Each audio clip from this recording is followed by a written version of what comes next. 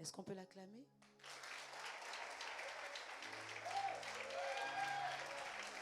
Oui, oui, oui, tu peux le faire. Tu peux le faire bien, bien, bien, bien, bien, bien, bien, bien plus fort que ça.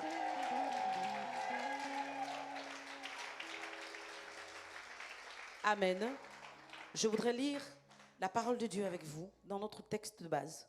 Mais je voudrais prendre une autre version, la version d'André Chouraki, qui se rapproche vraiment de ce qui est dit en hébreu.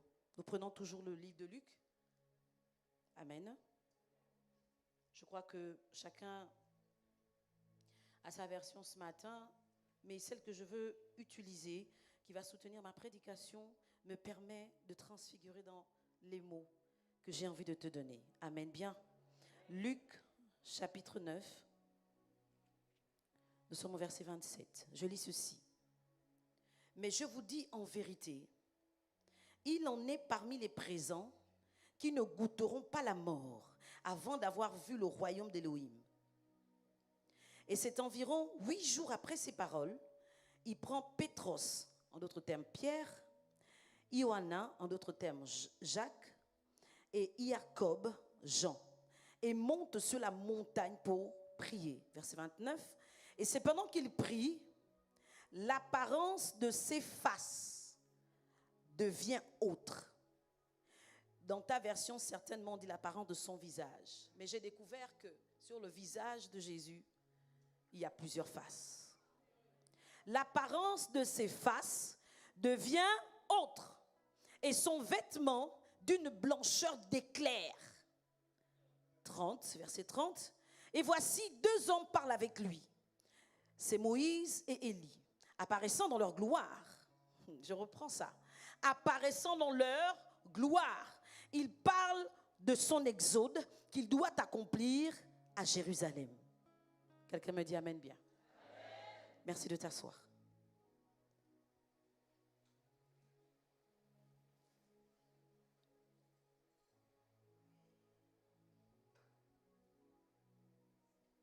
Amen. Depuis vendredi, le Saint-Esprit nous parle. Il nous révèle le secret de la transfiguration. Nous naviguons sur un navire suffisamment garni pour nous permettre de résister à ce qui se passe. Le Saint-Esprit nous permet de comprendre que nous ne sommes pas ce que nous voyons. Il nous permet de réaliser que nous ne sommes pas des humains. Nous sommes des êtres spirituels. Et en tant qu'êtres spirituels, nous sommes à même de faire des choses qui, sur le plan humain, sont impossibles. Nous sommes capables de faire, d'accomplir des choses qui, sur le plan humain, sont impossibles. Pourquoi? Parce que nous ne sommes pas d'abord humains, nous sommes spirituels. Ce matin, si tu n'es pas spirituel, tu ne vas pas comprendre la transfiguration. Si tu n'es pas spirituel, tu ne vas pas comprendre que tu peux te métamorphoser.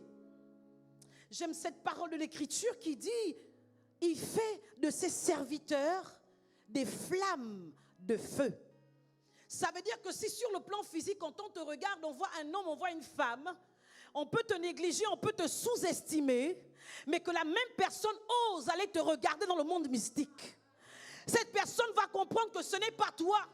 Lorsqu'elle voudra te rencontrer ou te croiser, elle va comprendre que ce n'est pas la même personne. Elle ne pourra même pas réaliser que c'est toi. Pourquoi? Parce que dans le monde mystique, tu seras un feu. Je ne sais pas si je parle à quelqu'un ce matin. Ça passe ou ça casse? Ça passe ou ça casse? Ça passe ou ça casse? Allons-y dans la version que j'ai lue tout à l'heure. Je voudrais commencer par la fin et terminer par le début. La Bible dit au verset 30, et voici 2 hommes, dis avec moi 2 hommes, parle avec lui. Il s'agit de qui? Il s'agit de Moïse. Il s'agit de qui? Très bien. Chaque chose qui est écrite dans la Bible est écrite à dessein pour permettre au lecteur de comprendre ce que l'Esprit veut dire. Dans ma méditation, je dis au Saint-Esprit, mais pourquoi Élie, pourquoi Moïse? Il y avait des sommités en tant que prophète dans la Bible. Mais pourquoi ces deux personnes? Vous savez, le contexte dans lequel Jésus va sur la montagne, avant de monter, je l'ai dit, je pense vendredi, Jésus est en train d'expliquer qu'il s'en va mourir. Il parle à ses proches, il dit, je m'en vais mourir, je vais mourir, je vais ressusciter, etc. Mais après avoir parlé avec les disciples, il fallait qu'il parle avec ceux qui ont traversé certaines étapes avant lui. Lorsqu'il rencontre Moïse sur ce mont Tabor et que Moïse apparaît, on parle des hommes. Moïse apparaît, Élie apparaît.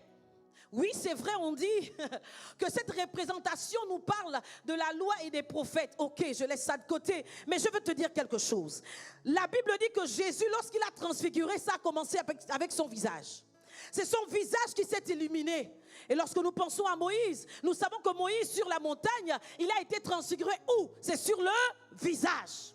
Lorsqu'il parle avec Élie, la Bible dit que le vêtement de Jésus est devenu blanc, d'une blancheur éclatante. Et dans ma version, il est dit ceci, c'était d'une blancheur d'éclair. Je ne sais pas si quelqu'un a déjà vu l'éclair, mais c'était beaucoup plus grand que ça. Lorsqu'il parle avec Élie, comprenez ceci, la partie du visage de la transfiguration de Jésus, Moïse était en train de lui expliquer comment ça devait se passer. La partie de la blancheur, la transfiguration du vêtement, c'était Élie qui devait le lui expliquer. Pourquoi? Parce que lorsqu'Élie s'apprête à monter, Élisée marche avec lui.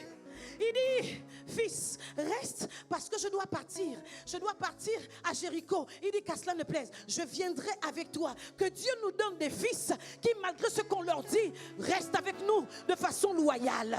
Parce que non seulement ils ont vu ce que nous devons être, mais aussi ils ont vu qu'ils peuvent prendre ce que nous sommes. Parce que je dis que ça ne sert à rien d'impacter ce monde si tu ne peux pas laisser quelqu'un comme toi sur la terre quand tu t'en vas. Je ne sais pas si j'annonce quelque chose à quelqu'un. Je suis le résultat de quelqu'un qui m'a propulsé. J'ai reçu de quelqu'un quelque chose qu'il avait. Et c'est vrai, pour moi, j'ai mon identité. Mais ajouter à cela, aujourd'hui, le nom de cette personne ne peut pas s'éteindre. Je ne sais pas là où Dieu va te positionner. Nous sommes à Providence. Mais je ne sais pas si tu comprends qu'à Providence, tu n'es pas qu'un provider. Tu es aussi un successeur. Tu es un successeur de la vision. Si tu viens simplement ici pour prendre ce que Providence peut te donner, je t'assure, tu n'as même pas encore réalisé toute la grandeur et la puissance de ce que tu peux être. Mais si tu viens en te disant, oui, je suis un provider, mais je suis aussi un successeur, tu obtiendras la plus grande part. Élisée marche avec Élie et il dit, je ne te laisse pas. Je m'en vais à Bethel, je ne te laisse pas. Je vais au Jourdain, je ne te laisse pas. Mais c'est après avoir traversé le Jourdain qu'Élie va demander à Élisée, que veux-tu? En vérité, cette question est sortie pourquoi? Parce que Élisée était tenace dans le fait de suivre Élie. Il a vu dans sa ténacité que ce petit, il veut quelque chose. Qu'est-ce que tu veux que je te donne? J'aime le langage d'Élisée. J'aime l'audace d'Élisée. Parce qu'il ne dit pas, je veux une portion. Il dit, je veux la double portion. Je veux quoi? Ce que tu es, j'ai déjà vu. Maintenant, je veux l'autre portion que moi, je dois manifester. Il dit, ok, cela est difficile, mais si tu me vois. Élie est un prophète majeur. Mais dans la révélation de la transmission de la succession, il ne donne pas le secret à Élisée. Vous savez, quand on est père, on ne dit pas tout. Mais quand tu es fils, tu dois pouvoir tout voir.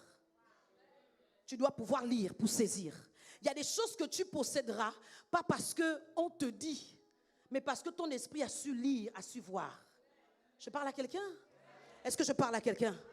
Est-ce que je parle à quelqu'un ici? Il dit, si c'est difficile, mais c'est possible. Si tu me vois monter, et pendant qu'ils sont en train de parler, la Bible déclare que les chars de feu viennent prendre Élie. Et qu'est-ce qui se passe? Le vêtement tombe. Son manteau tombe. La vérité, c'est quoi? C'est que si le manteau n'était pas tombé, Élisée aurait pu, oui, être un grand prophète, mais il n'aurait pas eu la double portion.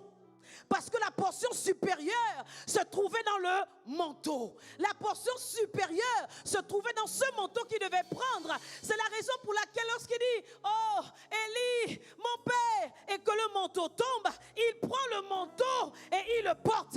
Parce que la première portion, il l'avait déjà. La deuxième se trouvait dans le vêtement.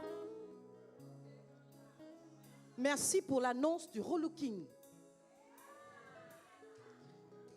Alléluia. Jésus est sur la montagne. Il est en train de prier. La Bible déclare que son visage change. Son visage s'illumine. La Bible dit ceci. Et l'apparence de ses faces, dis avec moi ses faces, pas le verbe s'effacer comme gommer quelque chose. La Bible parle de s'effacer. On a parlé du visage, mais je comprends dans cette version que il ne s'agit pas seulement du visage d'homme de Jésus. Il s'agit des 4 faces de Jésus. Le livre d'Apocalypse me parle et me dit que Jésus, il est le lion. En fait, sur la montagne de la transfiguration, les 4 dimensions de Jésus ont transfiguré. Il était là, mais le visage du lion également a changé. Il était là, mais le visage de l'agneau a transfiguré. Il était là sur cette montagne, le visage de l'homme a transfiguré. Que dis-je? Il était là sur la montagne, le visage de l'aigle à transfigurer. Mon Dieu Jésus, qui es-tu? Qui es-tu? Qui es-tu? En vérité, on n'a pas seulement plusieurs identités, mais ces identités aussi peuvent transfigurer. Alléluia. Ensuite, on dit que son vêtement d'une blancheur d'éclair. Son vêtement change. Je n'ai pas compris en fait pourquoi ce n'est pas le corps de Jésus qui devient blanc. Pourquoi ce n'est pas le corps de Jésus qui devient éclatant? Pourquoi on me parle du vêtement? Le vêtement c'est l'onction. Le vêtement, c'est la distinction. Je pense à Joseph. Lorsque son père veut le distinguer de ses frères, il va lui faire un vêtement de plusieurs couleurs. Je ne sais pas avec quoi tu es venu ce matin, quel est le vêtement que tu portes, mais je ne parle pas d'un vêtement physique, je parle d'un vêtement spirituel. Il y a des personnes sur le plan spirituel qui ne sont pas revêtues. Il y a des personnes sur le plan spirituel qui ne portent pas de vêtements glorieux. Pourquoi? La raison c'est laquelle? Parce que tu laisses le diable t'atteindre facilement. Si sur le plan spirituel tu as un vêtement qui te couvre, il ne pourra pas t'atteindre. Il ne pourra pas atteindre ta vie. Mais Jésus est sur la montagne. Et pendant qu'il prie, ça veut dire quoi? Que la prière active ce qui se passe à l'intérieur de nous, mais aussi à l'extérieur de nous. On transfigure à l'intérieur de nous, mais aussi à l'extérieur de nous. Le vêtement change. Et pendant que ça change, ça devient tellement éclatant. Amen. Ça devient tellement brillant, ça devient tellement fort que ça change de couleur. Je prie pour quelqu'un ce matin. Je déclare dans le nom de Jésus que ton vêtement spirituel change. Si tu n'en as pas, l'Esprit de Dieu va t'en donner. Je déclare que ton vêtement change. Qu'on ne voit plus la noirceur de ton être spirituel, de ton vêtement spirituel, mais que ton vêtement change. Qu'il soit transfiguré. Que désormais, sur le plan mystique, on voit la lumière de Christ qui brille sur ce que tu portes. Au nom de Jésus-Christ de Nazareth. Quelqu'un me dit amen bien. Vous savez, plusieurs personnes dans la Bible ont compris la puissance du vêtement. Je pense à l'histoire de cette femme, la mère de Jacob. La Bible déclare que Isaac, c'est ça non? Il était vieux. Il voulait léguer quelque chose. Il voulait donner ce qu'il avait, les bénédictions qu'il avait. Il voulait donner ça à son fils préféré. Le problème de ça, c'est quoi? C'est que son fils préféré, Ésaü, n'était pas le choix de Dieu. Il n'était pas le choix de Dieu. C'est son frère qui était le choix de Dieu. Vous savez, parfois les hommes, à cause du sentiment, peut-être à cause de la familiarité, choisissent des personnes pour les positionner à leur côté. Mais parfois, la personne que tu choisis pour être à tes côtés n'est pas le choix de Dieu. J'ouvre une autre petite parenthèse dans la grande parenthèse. La Bible dit que Jean était le disciple que Jésus aimait le plus. N'est-ce pas, non? En vérité, qui devait prendre les clés de l'église? C'était Jean. Parce que Jésus l'aimait. Sinon, parce que Jean démontrait son amour. Puisque la Bible déclare qu'il posait sa tête sur la poitrine. C'était lui, en fait, qui devait prendre les clés. Mais lorsqu'il va s'agir de remettre les clés à quelqu'un, Jésus pose une question. Qui dites-vous que je suis? Qu'est-ce qu'on dit? Qui parle de moi? Qu'est-ce que les gens disent? En fait, dans cette question se cachait le choix du Père. J'ai envie de dire quoi? J'ai envie de dire que le choix de Jésus, c'était Jean, mais le choix du Père, c'était Pierre. Voilà pourquoi, lorsque Jésus pose cette question, les uns disent que tu es Élie, les uns disent que tu es ceci, tu es cela. Mais lorsque Pierre s'avance, en fait, Pierre ne savait pas. Il ne savait pas que le Père avait déposé dans son esprit la révélation. Quand il va parler, il ne se rend même pas compte. Il dit, tu es le Fils de Dieu. Et Jésus va lui dire, hey, ce n'est pas la chair, je paraphrase, qui t'a révélé ces choses, mais c'est mon Père. Parce que la révélation de Dieu Père dans Pierre était le choix que Dieu Père faisait par rapport aux clés. C'est pourquoi quand Jésus termine, il va dire, c'est mon Père qui est dans les cieux qui t'a révélé ces choses. Je te donne les clés parce que moi je voulais Jean, mais mon Père te veut toi. C'est pourquoi je te donne les clés du royaume. Prends ces clés parce que tu es le choix de Dieu.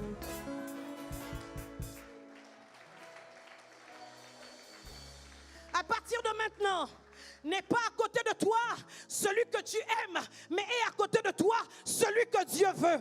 Tu as raté parfois ta destinée parce que tu as suivi le sentiment, tu as suivi l'habitude, tu as suivi le copinage, tu as suivi les intérêts, mais Dieu ne fonctionne pas comme toi. Laisse Dieu positionner à tes côtés les personnes qui doivent te faire avancer dans ton destin.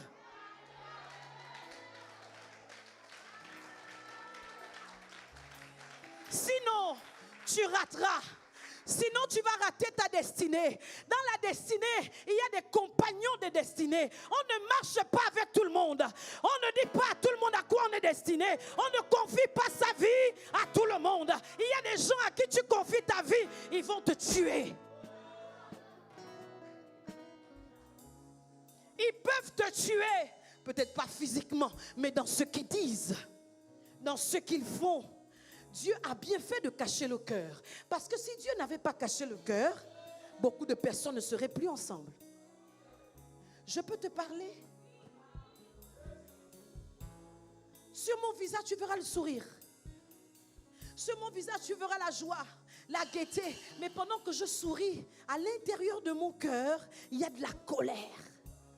Tu ne peux pas savoir. Parce qu'il y a des gens qui ont reçu l'esprit des pharisiens. Ils ont l'art des pharisiens. Merci. Oui, c'est un esprit qui est légué à certaines personnes. Tu parles avec moi, tu souris, on marche ensemble, on discute, on échange. Mais tu n'es pas mon compagnon de destinée. Parce que être compagnon de destinée, ce n'est pas dans ce qu'on se dit ou ce qu'on se fait, c'est ce qu'on a dans le cœur. Si tu ne crois pas en moi, tu ne m'apporteras rien. Je n'ai pas besoin de tes cadeaux. Je n'ai pas besoin de tes présents. Je n'ai pas besoin de ce que tu peux me rendre capable de faire. Ce que je veux, c'est ton cœur. Si ton cœur est le mien, on ne s'accorde pas. On ne peut pas aller dans la même destinée. Ce n'est pas possible. Il y a un qui va tuer l'autre.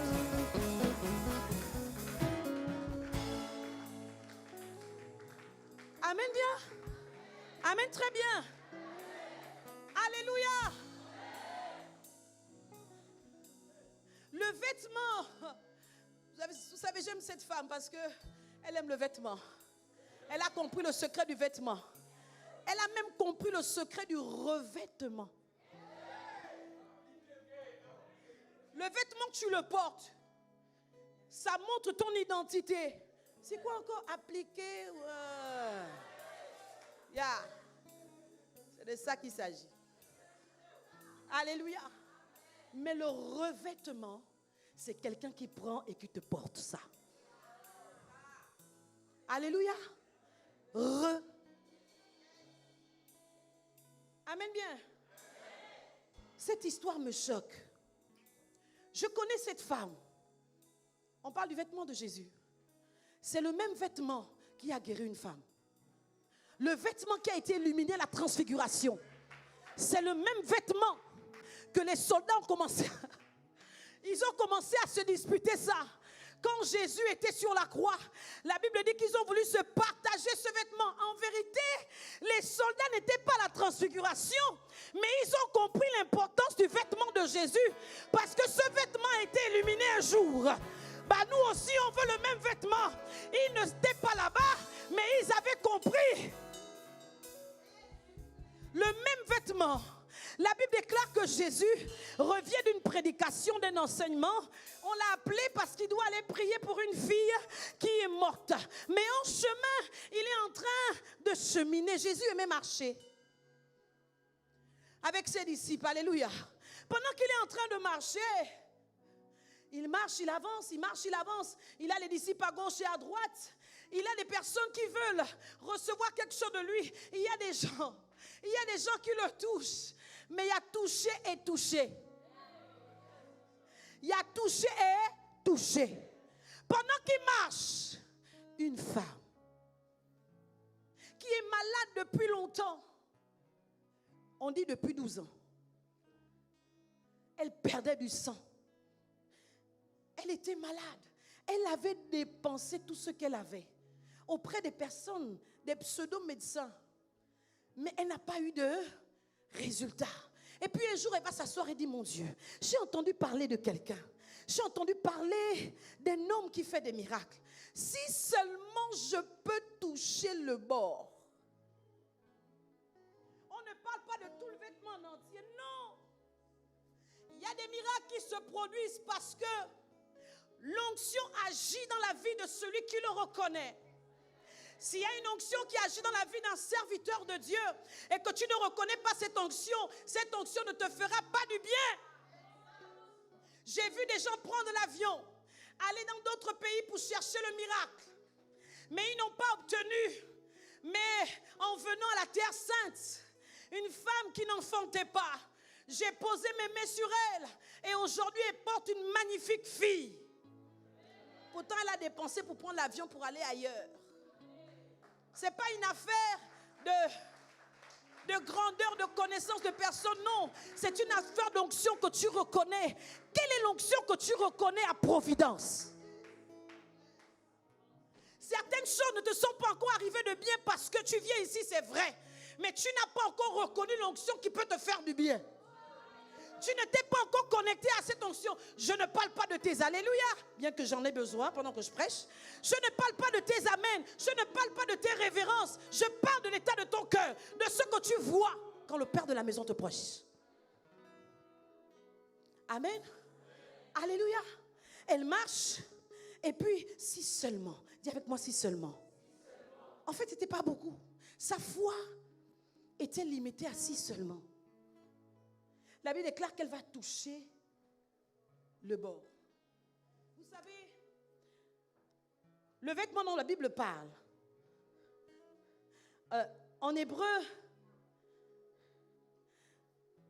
c'est ce vêtement que portaient les rabbins quand ils priaient, le talit. Ça ressemble à celui que j'ai ici. Amen. Et au bord du talit, il y a des fils comme ça qui pendent. Et il y a des nœuds tout autour. Et chaque nœud représente quelque chose. Cette femme ne cherchait pas à toucher Jésus. Elle n'en avait pas besoin. Elle ne cherchait pas à ce que Jésus la touche. Elle n'avait pas besoin de toucher de Jésus. Nous, à l'église, on aime quand on nous touche. Si le pasteur ne t'a pas touché, donc je n'ai pas reçu l'onction. Attention, toucher. Amen. Sinon, on va finir par t'imposer les mains, t'imposer les pieds, t'imposer les coudes, t'imposer la tête. Et quand on te touche trop, tu ne grandis plus. Attention. Et pour les hommes, quand on te touche trop, tu perds les cheveux. Amen. Elle veut toucher le bord. En fait, elle voulait toucher les nœuds. Parce qu'à l'intérieur, il y avait une révélation. À l'intérieur, il y avait une inspiration. Lorsqu'elle avance, elle regarde. Mais cette femme est grave. Tu es malade, tu perds du sang. Mais où est-ce que tu vas chercher ton miracle? Dans les pieds des gens. On dit le bord du vêtement, le bord n'est pas en haut, c'est en bas. C'est au niveau des pieds de Jésus. Donc elle s'est faufilée dans les pieds. Il y a des gens qui veulent des miracles de façon aisée. On ne doit pas les déranger. Mais lorsque tu as tellement mal que tu souffres, peu importe ce qu'on va te demander, tu vas t'y soumettre. Elle est rentrée dans les pieds des gens. Elle a traversé les pieds de Pierre, de Jacques, de Jean, de Barthélemy, de tous ceux qui étaient là. Mais les pieds sentent mauvais. Il y a la poussière. Elle s'est dit, peu importe la poussière, peu importe la mauvaise odeur, ça ne peut pas m'arrêter parce que je veux atteindre le tali. Elle s'est faufilée à l'intérieur. Elle rentre, elle arrive, elle aperçoit, elle regarde. Lorsqu'elle voit le bout, elle n'avait pas besoin de tout le vêtement, elle n'avait pas besoin de tout le tali, mais elle avait besoin du bout. Lorsqu'elle touche, Jésus s'arrête. Lorsqu'elle touche, Jésus s'arrête. Est-ce que tu as déjà arrêté Jésus dans ta vie? Est-ce que tu as déjà arrêté Christ sur toi? Est-ce que Christ s'est déjà arrêté par ta façon de le toucher? Amen bien. Il s'arrête et il dit, qui m'a... En vérité, ce n'était pas tant qu'on t'a touché Jésus, mais il y a quelqu'un qui a violé la loi de l'onction. On dit que c'est le supérieur qui bénit l'inférieur. Tu imposes la main. J'ai besoin de quelqu'un pour m'aider à illustrer ce que je veux dire. Tu imposes la main et quelque chose sort de ta main pour toucher cette personne. Si c'est quelqu'un qui est malade, tu poses la main là où la personne a mal et il y a une puissance, un pouvoir qui sort de ta main qui touche le corps de la personne et la personne est guérie. Alléluia. Mais dans ce cas de figure, Jésus d'abord ne voit même pas la femme. Toi qui aimes être vu, toi qui veux qu'on te voie, toi qui penses que c'est parce qu'on va te voir que Dieu va te favoriser. Hey, quand il y a les prophètes, localisation prophétique. On ne va pas te localiser, c'est toi qui vas localiser l'onction. Amen. Non, il y a des miracles que tu obtiendras sans qu'on te localise. Jésus ne connaissait même pas, merci, cette femme. Il ne l'a pas vue, mais il a senti. En fait, il a senti le pouvoir de cette femme. Parce que bien qu'elle était malade, elle avait un pouvoir. Bien qu'elle perdait du sang, elle avait un pouvoir. Son pouvoir, c'était sa foi. Ce que j'ai appelé la foi authentique. Elle avait ce pouvoir. C'est ce pouvoir qui a fait sortir une portion de l'onction de Jésus dans son corps.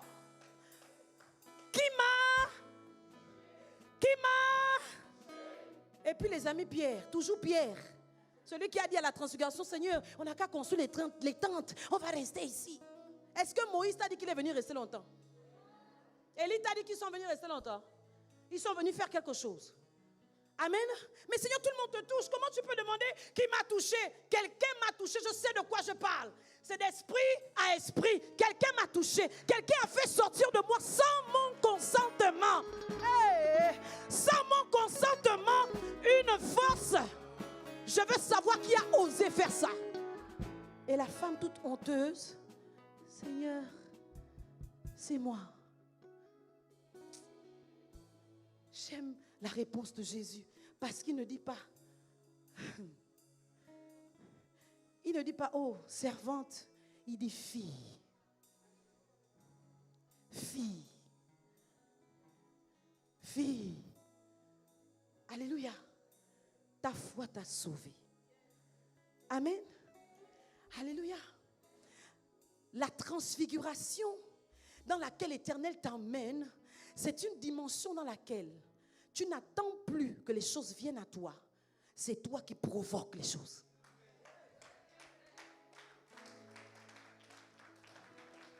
Nous assistons trop à une catégorie de chrétiens qui attendent tout. Je suis désolée de vous dire que nous sommes dans les temps de la fin. Et la Bible dit expressément que le monde attend avec un ardent désir la révélation des fils.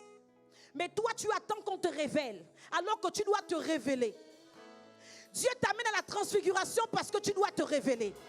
Mais si tu comprends que tu dois te révéler, il faut que tu comprennes ce qui est en toi, que personne ne viendra te montrer, parce que c'est déjà là. Je parle à quelqu'un. Cette femme a su qu'elle avait un pouvoir. Son pouvoir, est-ce que vous imaginez qu'elle a été capable de vider Christ d'une partie de ce qu'il avait? Parce qu'il partait ressusciter une fille. Amen. Il était chargé pendant qu'il marchait. Il a terminé de prêcher, mais il était chargé parce qu'au fur et à mesure qu'il marche, il ne marche pas pour aller guérir quelqu'un. Il marche pour aller prendre l'esprit d'une fille au séjour des morts pour la ramener à la vie. En fait, Jésus s'arrête. Pourquoi? Parce que la femme à la perte de sang a perçu que Jésus était dans la dimension de la résurrection. Elle s'est dit, s'il est dans la dimension de la résurrection, la dimension de la guérison, c'est rien pour lui. Alors je peux prendre, je peux saisir, parce que la dimension de la résurrection est beaucoup plus grande que celle de la guérison. Je prends une portion. Si je prends, je serai guéri. Il va me donner. Je prends cela, j'arrache. Le reste, il ira faire pour la fille de Jairus. Mais moi là, je veux recevoir ma guérison.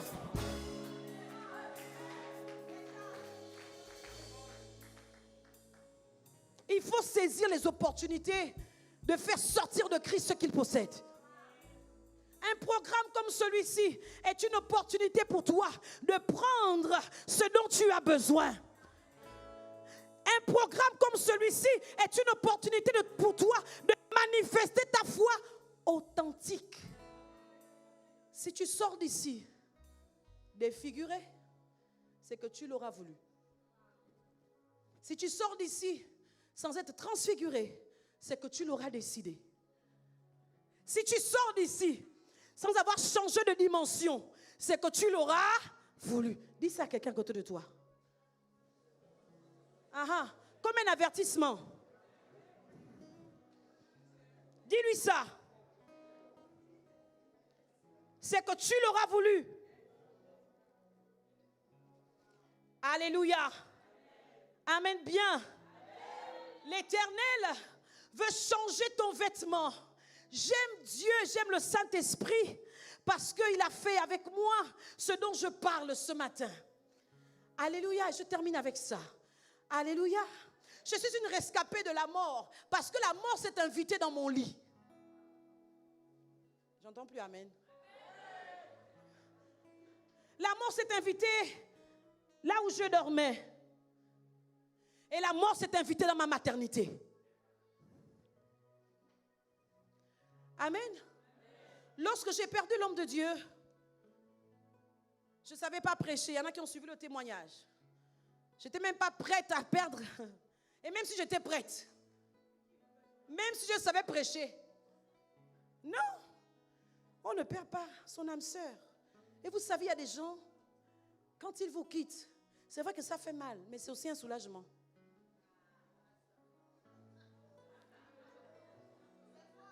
Ah, prophétesse, je peux dire ça. Si vous pouvez ouvrir les cœurs, moi je discute avec des veuves. Parce que j'ai commencé à m'occuper d'elles avant de traverser par là. Dieu sait bien ce qu'il fait. Il y a des hommes qui sont difficiles.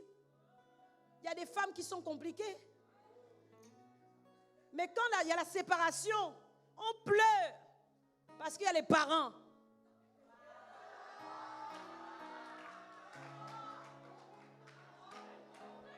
Mais en fait, je ne parle pas de mon mari. Je parle de ce que j'écoute les femmes dire et les hommes dire. Puisque je m'occupe d'eux. Je ne parle pas de mon mari. De mon défunt mari. On n'a qu'à préciser aussi. Parce que, hein?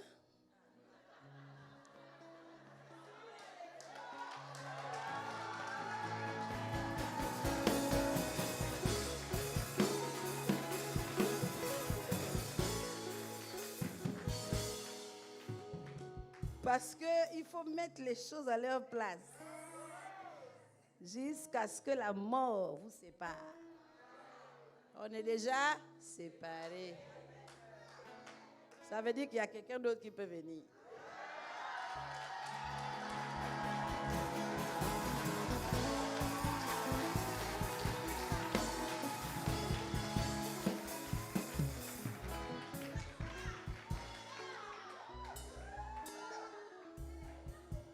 Pourquoi vous êtes trop content comme ça?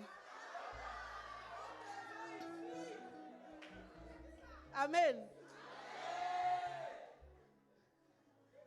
Quand c'est arrivé, j'étais défigurée.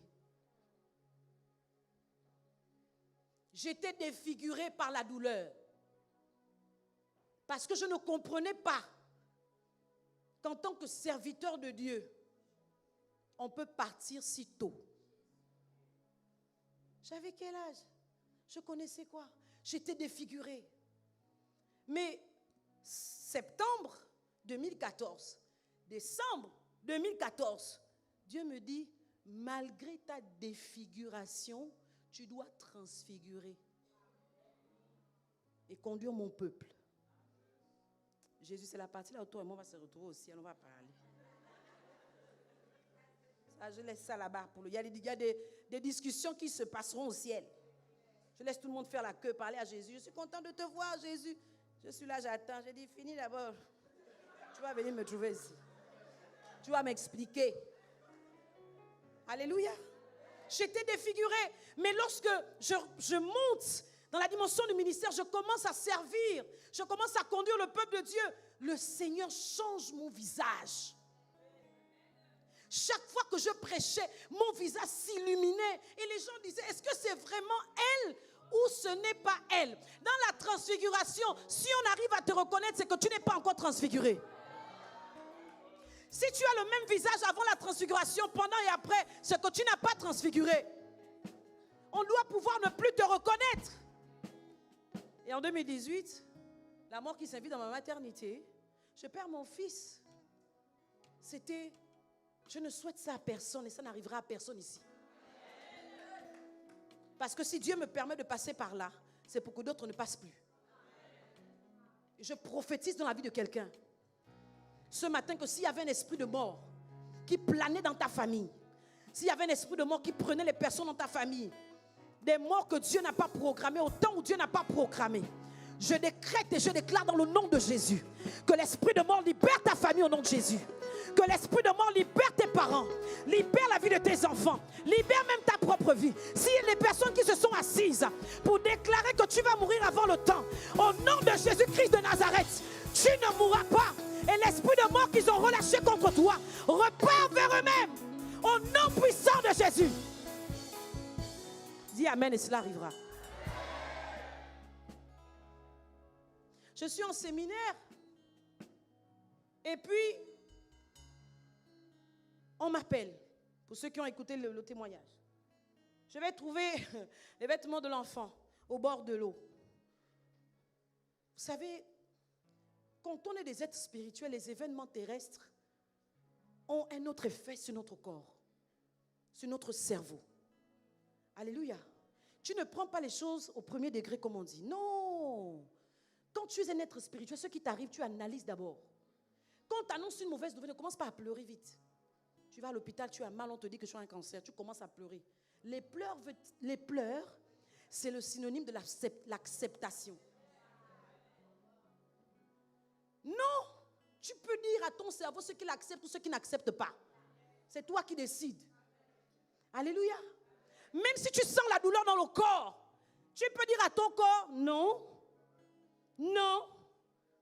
Le corps te dit j'ai mal, toi tu dis au corps, tu es soumis à moi. Tu ne dois pas avoir mal. Tu ne peux pas avoir mal. Et ce jour-là, j'ai pris les choses, j'ai dit non Seigneur, ce n'est pas possible. Mais pourtant c'était là. Le corps est sorti. Et j'ai dit à mon fils, oui, je n'étais pas comme ça. Mais à ce moment-là, j'ai crié. J'ai poussé un cri. Je pense que ce cri a été entendu dans le ciel. Les anges se sont mis au garde à vous. Et je vais vous expliquer pourquoi. J'ai dit à mon fils, toi, tu ne vas pas aller en enfer. Il y a des gens que même l'enfer refuse. D'accord? Il y a des gens que même l'enfer refuse. L'enfer ne recrute pas tout le monde. Mais bien sûr, l'enfer ne recrute pas tout le monde. Si tu es enfant de Dieu, même si tu tombes, Dieu lui-même a dit que mon juste, il va faire quoi? Il tombe, ensuite qu'est-ce qui se passe? Ça veut dire que ce n'est pas tomber le problème, c'est se relever. Si Dieu ne peut pas te laisser dans une situation parce qu'il ne veut pas que tu ailles en enfer, l'enfer ne veut pas t'accepter, non. Parce que Dieu a prévu le ciel pour toi. Je dis à l'enfant, va dire à Jésus, prends l'ascenseur, va lui dire que j'ai mal. Jésus a compris et il m'a répondu. Lorsqu'il était allongé sur le cercueil, à la maison de pompe funèbre, je suis assise par terre, en train de pleurer mon fils, l'Esprit de Dieu. Je ne sais pas qui lui a dit de venir me parler. Il ne peut pas me laisser pleurer mon enfant tranquillement d'abord. Je ne sais pas qui l'envoie. Il ne pouvait pas attendre en fait après l'enterrement. Il s'est pressé. Il vient me chuchoter à l'oreille. Lève-toi et adore-moi. Chez nous, au Gabon, on dit Eke. Aka. Ça va commencer? Tu connais. J'ai dit, je ne me lève pas. Je ne me lève pas. Je ne vais pas adorer. Il y a beaucoup de gens qui peuvent t'adorer, ce n'est pas moi. Quand l'Esprit de Dieu a senti que, là-bas c'est fort, Jésus lui-même est venu. Jésus lui-même est venu. J'ai senti la présence de Jésus, je précise. Parce que la voix de Jésus est différente de la voix du Saint-Esprit. Lève-toi et adore-moi. Je n'avais pas compris que c'était la réponse de ce que j'avais dit à l'enfant d'aller dire. Je vais faire ça comment?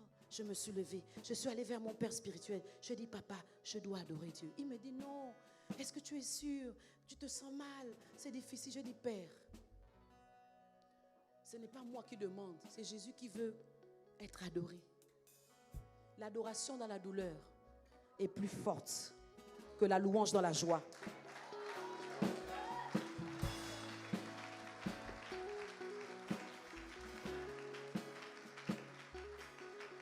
Je vous ai dit que Jésus sur la montagne. Jésus, quand il va transfigurer, il n'est pas en joie. Détrompez-vous. Il n'est pas en joie. Quand il va sur la montagne pour transfigurer, il sait qu'il s'apprête à aller mourir. C'est pourquoi Moïse et Élie viennent le réconforter et viennent lui expliquer ce qui va se passer sur la croix. Parce que la Bible déclare qu'ils se sont entretenus par rapport à son exode. L'exode, c'est quoi? Là où tu as commencé, Jésus sait, tu es sorti du ventre de Marie, tu as commencé à prêcher, mais maintenant, tu vas partir. Tu vas aller sur la croix. Mais quand tu vas aller sur la croix, ce que moi j'ai vécu, Moïse, ça va t'arriver. Moi, je suis mort, mais on n'a pas retrouvé mon corps.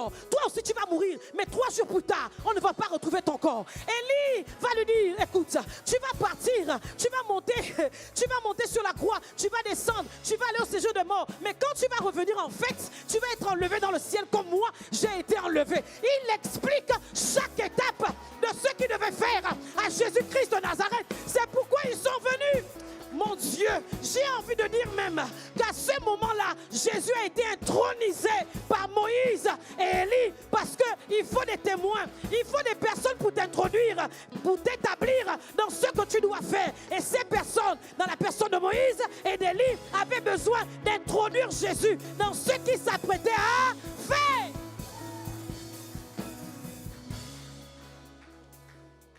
Parce qu'il n'y a pas eu que Jean-Baptiste qui a préparé le chemin. Il n'a fait que préparer le chemin. Mais Moïse et Élie ont intronisé Jésus dans sa destinée. Je finis en te disant, quand je vais chanter, je prends le chant. Joue.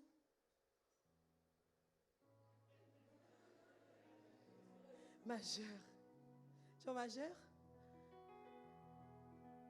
Je t'aime, tu le sais. Je te porte dans mon cœur. Et mon cœur bouillon d'amour pour toi. Tu es mon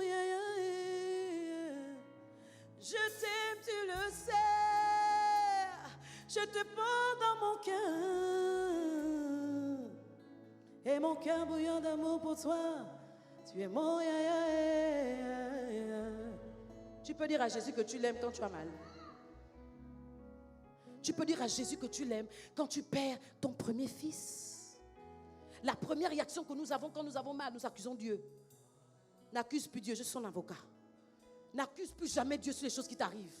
Dieu n'est pas surpris par ce qui t'arrive. Même si parfois il laisse, il n'est pas l'auteur. Il n'est pas l'auteur. Un Dieu qui se respecte, qui est un père, ne peut pas te laisser venir sur terre pour souffrir. Non. S'il t'envoie sur terre, il te donne les éléments capables de surmonter les situations qui t'arrivent. Mais il n'est pas l'auteur, il n'aime pas te voir souffrir. C'est un mensonge du diable.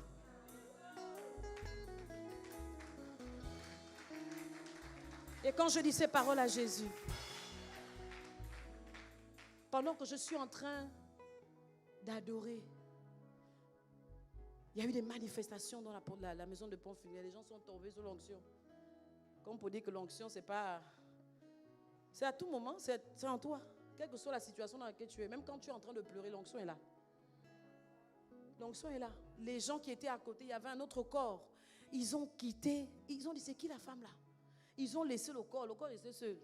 Ils sont venus là où on était. Manifestation du Saint-Esprit à Kassebgas, comme ça que ça s'appelle. Et pendant que tout ça se passe, j'ai les yeux levés vers le ciel. Je vois des anges. Je vois des myriades d'anges qui descendent au lieu où nous étions. Ils descendent, ils descendent, ils descendent. C'était nombreux. Et j'entends la voix, la même voix qui m'a dit de me lever. Il me dit, je t'augmente. Je t'emmène dans une dimension que tu n'as jamais connue.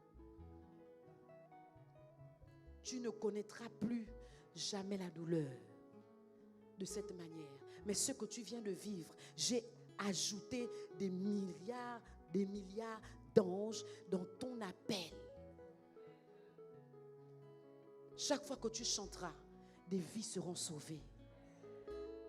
Amen. J'ai compris qu'il a reçu le message. Et il avait intérêt à le faire. Je vais prier pour quelqu'un ce matin et je remets le micro. Je vais prier pour toi.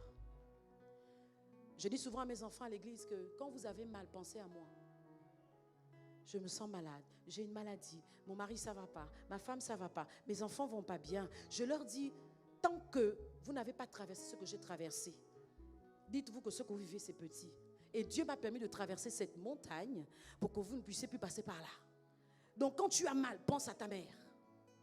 Pense à ta prophétesse. Hé Dieu, si la femme là, elle a vécu tout ça, mais elle est transfigurée comme ça, donc moi je peux. Et je veux donner ça à quelqu'un maintenant qui se tient debout.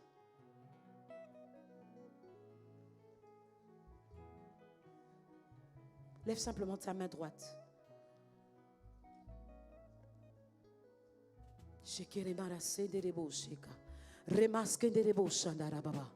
Shekaya masente ke shike ya baba.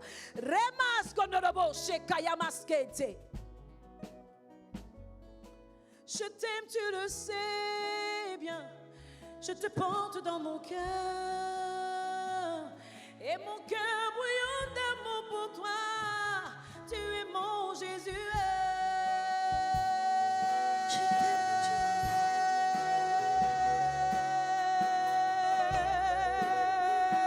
Père, je prie maintenant dans le nom de Jésus. Seigneur, pour cette personne qui a mal, je prie pour cette personne qui veut transfigurer par rapport à la douleur, par rapport aux difficultés. Je prie pour cette personne qui se sent, Seigneur, poussée à se suicider.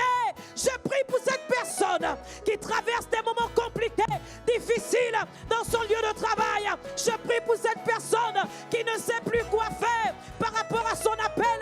Je prie pour cette personne qui ne sait plus comment se positionner par rapport à sa vie. Je prie pour cette personne qui a perdu la force de croire que tu existes, qui a perdu la foi. Je prie pour cette personne qui se sent découragée. Je prie pour cette personne qui a des défis, qui veut relever les défis par rapport à ses entreprises. Je prie pour cette personne qui a besoin de transfigurer dans le nom de Jésus-Christ de Nazareth. Seigneur, je viens les introduire maintenant dans une dimension